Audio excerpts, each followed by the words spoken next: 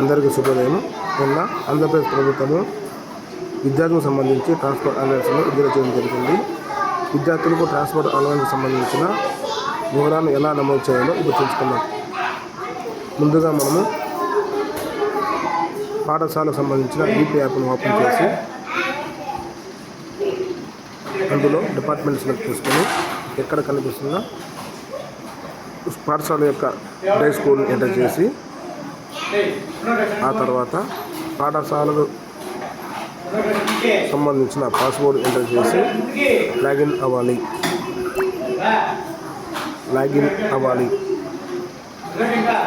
Login అయిన తర్వాత student మోడ్యూల్ని select చేసుకొని ఇందులో యాక్షన్స్ సెలెక్ట్ చేసుకొని ఇక్కడ ట్రాన్స్పోర్ట్ అలవెన్స్ సెలెక్ట్ చేసుకొని ఇక్కడ విద్యార్థుల యొక్క పెన్ ఐడిని నమోదు చేయాలి.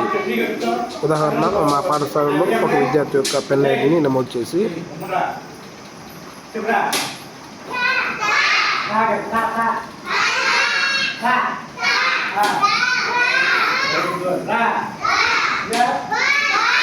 నమోదు చేసిన తర్వాత అక్కడ స్విచ్ బటన్ని ఎంటర్ చేయాలి. చేసిన తర్వాత ఇక్కడ విద్యార్థి యొక్క పేరు మరియు తరగతి అదేవిధంగా కింద ట్రాన్స్పోర్ట్ అలవెన్స్ ఈజ్ నీడెడ్ అలా కనిపిస్తుంది. విద్యార్థికి కావాలంటే ఎస్ అని లేదంటే నో అని చెప్తాము. విద్యార్థికి కావాలంటే ఎస్ అని అనుకున్న తర్వాత విద్యార్థి యొక్క కిలోమీటర్ సెలెక్ట్ చేసుకున్న తర్వాత కింద సబ్మిట్ బటన్ ప్రెస్ చేసినట్లయితే విద్యార్థి వివరాలు